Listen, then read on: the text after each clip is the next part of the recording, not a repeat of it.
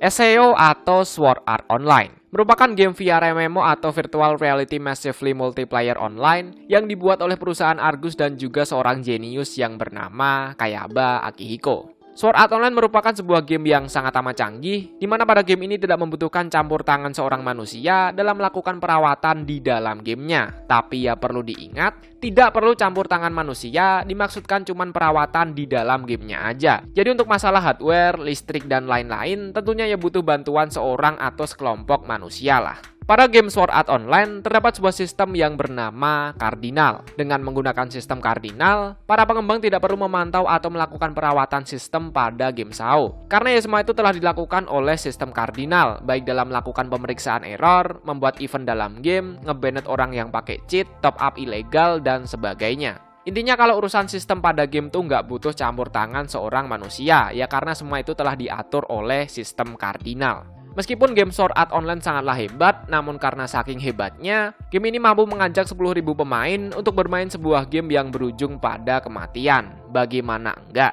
Pada game Sword Art Online menganut sebuah sistem yakni barang siapa yang mati di dalam game, maka di dunia nyata juga akan mati. Atau secara sederhana, mati di dalam game sama aja mati di dunia nyata. Lah, kenapa kok bisa seperti itu? Kenapa jika mati di dalam game kok bisa juga mati di dunia nyata? Bukankah itu nggak masuk akal? Sebelum menuju ke pembahasan, pastikan kalian udah nonton seluruh alur cerita anime Sword Art Online Season 1 terlebih dahulu. Supaya nantinya kalian tuh nggak bingung saya tuh lagi ngebahas apa. Dan bagi yang udah nonton, berikut adalah awal mula terciptanya game Sword Art Online, dimulai dari siapa pembuatnya, Cardinal System, Nerve Gear, dan sebagainya. Tapi ya seperti biasa, setelah pesan berikut ini.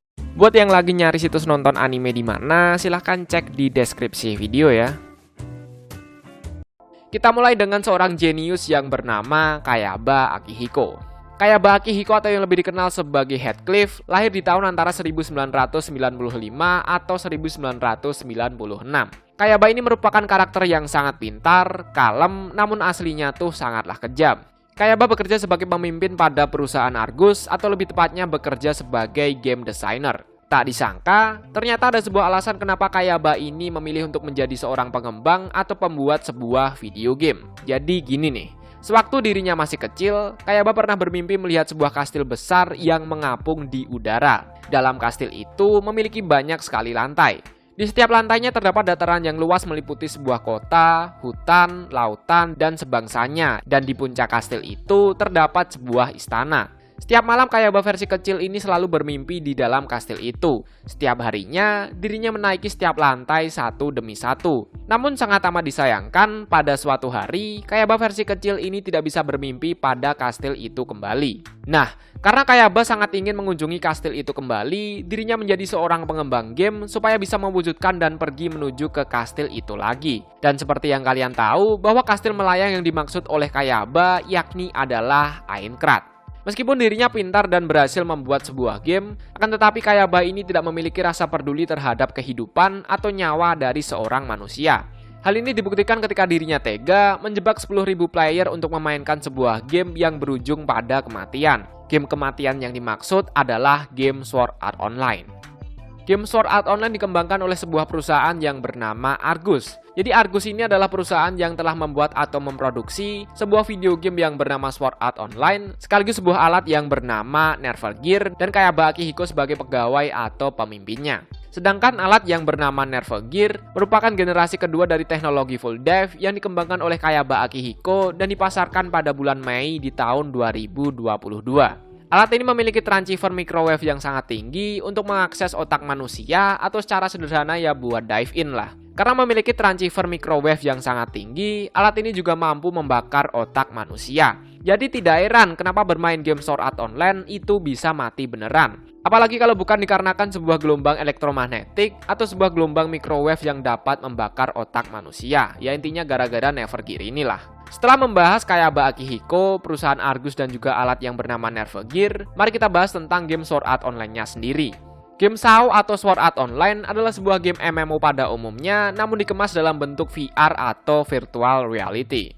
Game ini menggunakan sudut pandang orang pertama atau first person, sehingga ketika bermain game ini, seolah-olah para player sedang berada pada dunia lain atau isekai.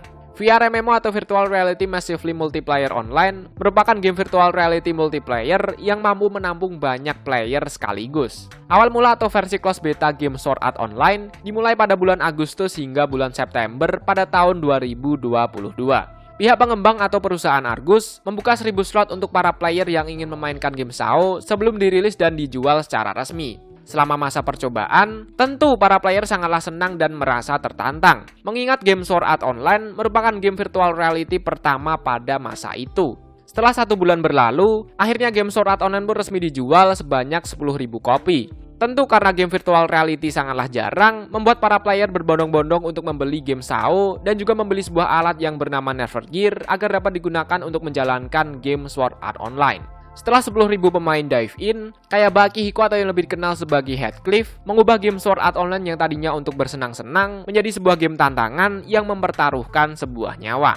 Akibat dari itu, membuat lebih dari 3.000 pemain mati karena terserang oleh monster dan beberapa di antaranya ada yang mati dikarenakan bunuh diri. Selama 2 tahun berjalan, game Sword Art Online berubah menjadi sebuah game yang sangat kompleks. Karena para player bisa melakukan semua hal seperti pada saat mereka di dunia nyata, seperti memancing, berkebun, berkembang biak, dan sebangsanya. Sepanjang cerita pada seri anime Sword Art Online season pertama menceritakan atau berlatar tempat di Aincrad.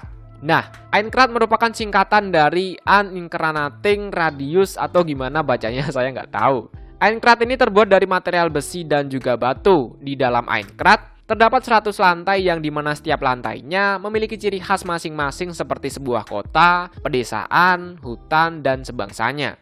Dalam game Sword Art Online, semuanya telah dikendalikan oleh Cardinal System, bukan oleh seorang manusia. Cardinal adalah sebuah sistem atau juga bisa disebut sebagai AI system yang bertugas untuk memanajemen serta bertanggung jawab atas berjalannya game Sword Art Online. Cardinal System bertugas untuk mengoperasikan para NPC atau non-player karakter, membuat event secara otomatis, memeriksa resource, memantau mental para player, menyeimbangkan sistem, dan masih banyak lagi.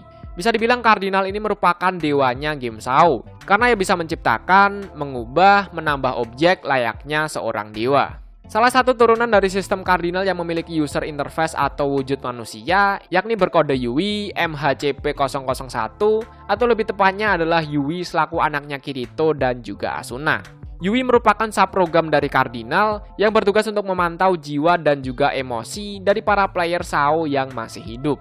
Ketika Kirito berhasil mengalahkan Sugo, tiba-tiba Kayaba Akihiko muncul dan memberikan sebuah objek yang memiliki bentuk seperti telur. Dan ya, objek yang seperti telur itu adalah The Seed, atau lebih tepatnya adalah The Seed Nexus. Jadi The Seed atau World Seed ini adalah sebuah program paket yang dapat digunakan untuk membuat sebuah game virtual sama seperti game Sword Art Online. Jadi ibaratnya World Seed ini adalah sebuah program open source atau mungkin semacam framework yang dapat digunakan untuk membuat game virtual sama seperti game Sword Art Online. Program paket pada World Seed ini meliputi suara, video, serta sebagian kecil dari turunan sistem yang bernama Cardinal. Nama lain dari World Seed ini adalah The Seed Nexus atau The Seed.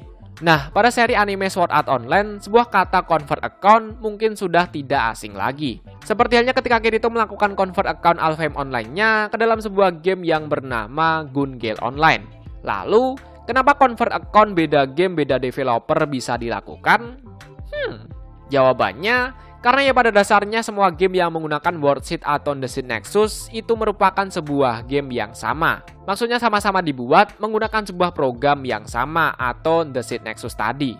Analogi sederhananya The Seed Nexus ini sama seperti Google. Sedangkan produk Google seperti YouTube, Gmail, dan sebagainya merupakan sebuah game yang dibuat dari The Seed Nexus. Selama kalian masih terhubung dengan Google, maka kalian bisa menggunakan Gmail, YouTube, atau produk Google lainnya tanpa harus mendaftar terlebih dahulu. Kenapa? Karena sistemnya tuh ya terintegrasi atau saling terhubung satu sama lain. Begitu juga dengan anime Sword Art Online. Selama sebuah game terhubung atau terbuat dari The Seed Nexus, maka para player bisa mengkonvert akunnya ke dalam game lain yang terbuat dari program yang sama atau The Seed Nexus. Namun ketika akun berhasil terkonvert, seluruh inventory atau item yang ada di game sebelumnya tidak akan ikut ke bawah ke game yang akan dituju. Hanya statistik para player seperti ketangkasan, kelincahan, stamina, dan sebagainya yang akan ikut ke bawah ke game yang akan dituju. Jika player tidak memindahkan atau membiarkan item berada di inventory, ketika akun di-convert, maka item tersebut tidak bisa kembali atau dengan kata lain, itemnya tuh akan hilang.